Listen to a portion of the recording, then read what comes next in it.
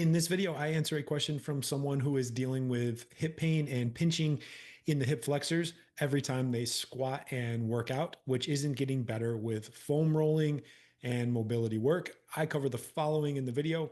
Why is pain and pinching in the front of the hip usually not a hip flexor problem? Understanding that often where the pain is usually isn't the cause of the problem, especially with no direct injury to the area, an important and overlooked muscle in a majority of hip pain issues. Why isn't foam rolling and mobility work fixing the problem? For those of you who don't know me, my name is Dr. Matt Maggio, and I am a non surgical expert in chronic pain treatment, specifically for conditions affecting the neck, shoulder, low back, and hip.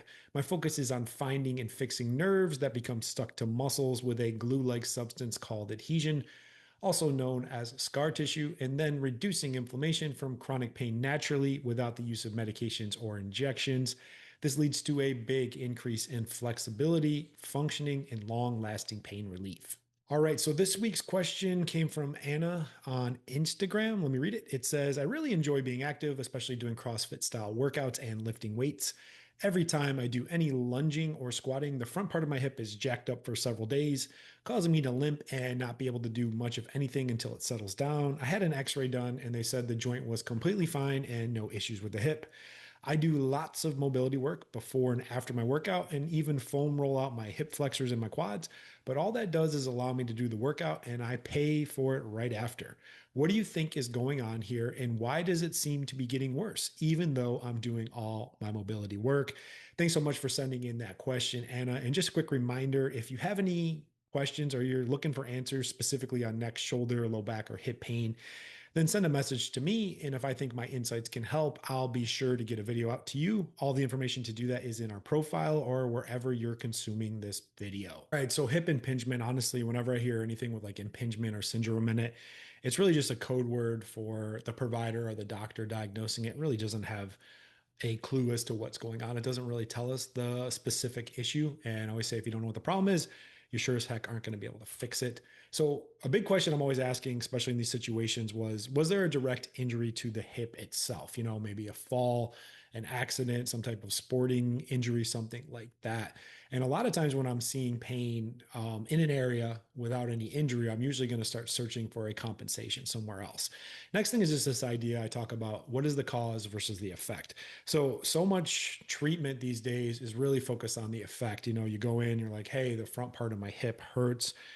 The doctor, the provider, maybe the massage therapist, the chiropractor, the physical therapist is like, okay, well, let's start working here. But they don't really ask a lot of questions to get an idea of what's going on. So a lot of times they're treating the effect and not getting to the cause. So that's why when people get treatments or they do things, they temporarily feel better, but they're not getting to the root of the problem, which is the cause. And here's another thing. Honestly, like I said, if there's no direct injury, no like trauma or anything like that, where it kind of came out of nowhere, kind of like Anna is saying, the area that complains or has the most symptoms usually is just getting overloaded. And I see this a lot. Think of this as like a group project, and maybe you got certain muscles in the leg, in the hamstring, and the hip that are really beat up and not doing their job. The other areas are going to have to kick on. So the ones that actually are going to complain are the ones doing the extra work, not the actual one causing the problem. Going back to that cause versus effect. So why does it hurt in the front of part of the hip? This is a really common area when there's a lot of dysfunction down in through the hip as well. It just puts a lot of pressure on the joint and the tendon as well, which causes a lot of issues. So a lot of times, like I said, it's going to hurt in that hip there because the joint, the tendon, the cartilage is really getting overloaded because a lot of the surrounding muscles just aren't doing their job and contributing to the overall hip movement. So, a big muscle that's involved in many hip injuries, often missed by a majority of providers, is this really big muscle called the adductor magnus. It's huge. It's basically on the middle part of the thigh and goes the whole way down. And a lot of people don't even account for it or even know that it's there. So, the job of this muscle is really to help drive your hip through space. That's what it does. It helps drive that force, basically bringing the hip back and forth, back and forth. So it's really involved in like running, walking, jumping, sprinting, pretty much everything that Anna is doing in her CrossFit style workouts. Another reason why providers completely miss it is they don't even think about it. They forget their anatomy, they forget the role of what this muscle is, and it's so deep and it's below a lot of other muscles that a lot of times they don't even account for it, but it is such an important muscle in hip stability, function, biomechanics, everything that you can think of. This adductor magnus is involved in those motions. So, what happens here? So why does that hip get the pinching feeling? Why is there impingement? Why does it feel like it's a hip flexor thing? So what happens in the adductor muscle, especially people that are very active and doing a lot of stuff like Anna is doing, the muscles actually develop this stuff called adhesion. Adhesion is like a glue that gets inside the muscle. I know I talk about this all the time, but it's so important. It's also known as scar tissue. And with repetitive overuse, what happens is the area doesn't get enough blood flow, doesn't get enough oxygen, sends a signal to the brain. The brain goes, hey, there's a problem here, we should do something to help. So it starts to pump out these things, these immature fibers that are called collagen, gets inside the muscle. So the other thing over here is what happens when it forms, just like looks like a bunch of junk that just gets inside there. So when it gets all of that in there, it just doesn't look good, doesn't function good, just doesn't move how it's supposed to. When it does build up, the first thing that it does is it starts to limit the range of motion. So it makes the muscle less flexible. But over time, what else happens is it makes the muscle weaker. And then what happens is you can see it's almost like a seal comes in over these blood vessels. So blood flow can't get into the muscle to allow the healing stuff, the oxygen, the blood, the things the muscle needs to function. But it also causes all the inflammation and all the waste products in the muscle to pool up there as well. Now you start getting that chronic inflammation, that chronic pain that builds up in there. So essentially, what happens here is you're still doing things, you're still putting force into the hip and where it goes, and the muscle just can't do its job. So it just kicks it off to other structures. And a lot of times it goes to the bone, to the cartilage, to the tendons. And they end up taking on way more load than they're used to, what they're designed to do, which is why in this situation, Anna is feeling a lot of pinching and pulling in the front part of the hip because she's really loading up the hip tendons, the hip cartilage, the hip bone. That's where it's going. That's the effect. But over time, if that continues to happen, you start getting bigger problems like degeneration, tearing, tendon ruptures, all sorts of bad stuff that you don't want to deal with. Next thing is, why isn't the foam rolling and mobility like actually fixing it and where she's going? First is she's not even in the right area. She's working the quads, she's working the hip flexors. Like I said, those are more the effect, not the true cause. But also to break down adhesion correctly, it needs two components. It needs depth and then it needs tension. So the foam rolling creates depth, but doesn't create tension. So basically what happens is you need to get that tension on there to break that down. So when she's going in there and she's putting pressure and rolling on there, it temporarily causes the muscle to relax where it has this window where it feels better, but it's not actually better because it's just playing a trick on the muscle and the spinal cord and the nerves and making it temporarily relax. But then it's putting more pressure on the joint. This is why she's getting beat up afterwards, because it's not actually fixing the problem. It's just given like this fake window where it does feel better, but it's not actually better. And she's paying for it afterwards with the joint getting more inflamed. So, how to get long lasting relief from tight and sore muscles without having to spend a lot of time stretching? Yeah.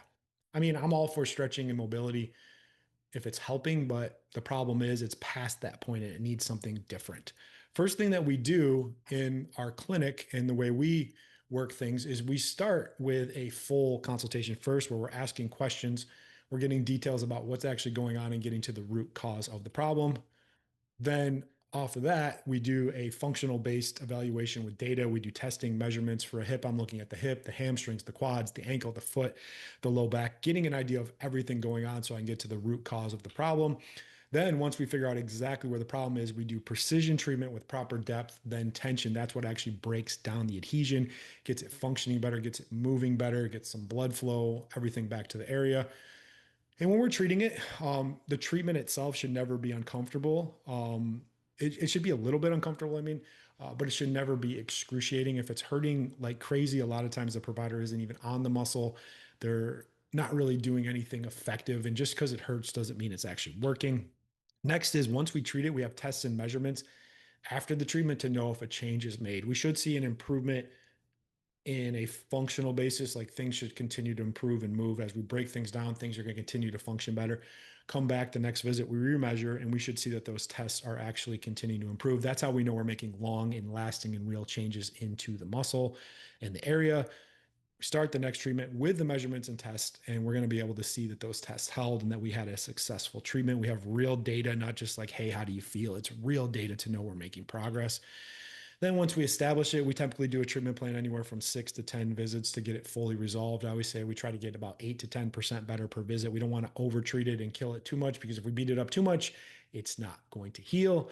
Then once we get it healthy and it's a good place, stretching and rolling is really good. It can keep the muscle in a good place. It's kind of like brushing and flossing your teeth. I always say the first part of our treatments is like getting a cavity drilled out, getting all that gunk out of there, getting it functioning better. Then the other stuff is like brushing and flossing and keeping it good. And then once we get it in a good place, I typically see a client on maintenance anywhere from the 4 to 6 week range, where we come in, do a little bit of cleanup before it gets bad, keep that cavity from ever coming back again. So I got in the video. If you're having trouble not getting answers, the best providers in the world for treating chronic tight and sore muscles naturally are trained in my system called the peak injury treatment method. And when you've had enough of stretching, foam rolling, or getting the deepest of massages only to have a day of relief, then reach out directly to us, and you can request a no charge injury consultation to get some real answers as to what is going on and on the path to long lasting pain relief. All the information to do that is wherever you're consuming this video in the description box. I appreciate you watching, and I will catch you on the next one. Bye.